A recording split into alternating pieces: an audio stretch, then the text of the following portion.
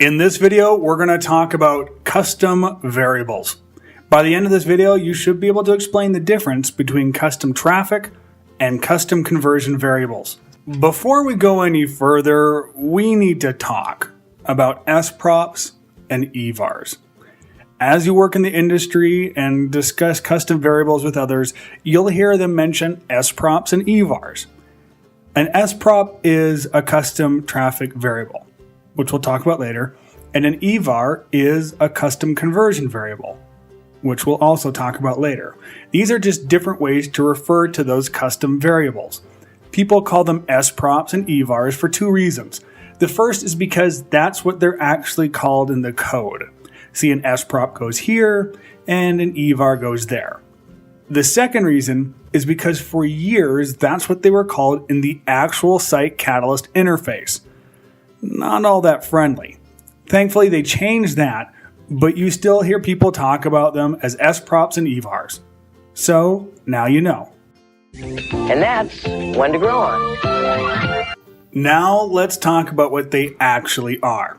Your site has different things that you want to track that are custom to your site.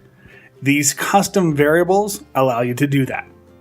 So first, let's talk about custom traffic variables. These are just counters. They simply count the number of times a variable is loaded into them. That's it.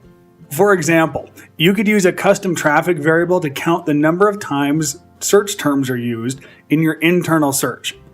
For instance, imagine you're an online store and a visitor used your internal search to search the word porpoise. It could happen.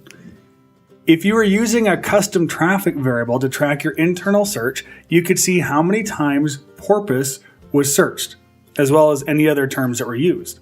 That's where custom traffic variables end. They don't store anything in the visitor's cookie. They don't track anybody. They just count. Now let's talk about custom conversion variables and how they're different. Let me tell you a story. When I was a kid, I used to love watching Mutual of Omaha's Wild Kingdom. For a kid from Winnipeg, Canada, this is about as exotic as life gets.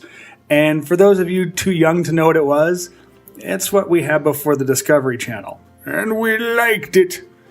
One of the things I found most interesting was how they tracked animals. They would tag the animals with a small radio transmitter, and then they could track where the animals were and what they did. For example, if they wanted to track, a rhino, they could tag it with this radio transmitter. And then as it did different things, sleep, eat, whatever, they could learn more about the animal because they would know which rhino did what when. Custom conversion variables are similar to that radio transmitter. When you set a custom conversion variable, it stores the information in the cookie of the visitor.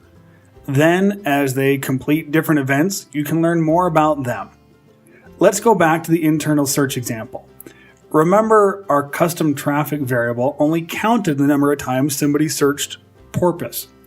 Now, if we use a custom conversion variable to track internal search, when the visitor searches porpoise, we tag them. Then, as they complete a success event, for example, buy something, we can go back and see if they used the internal search and what they searched for. This lets us know how much revenue was generated by people who searched for the term porpoise. So to review, a custom traffic variable allows us to count things that are on our site, and a custom conversion variable allows us to tag a visitor so that we can tie that variable to a success event completed by the visitor. I hope you found this video useful and will be posting more in the future. To learn more about Keystone Solutions Training Department and how we can help your company, you can contact me, Corey Spencer, at cspencer@keystonesolutions.com.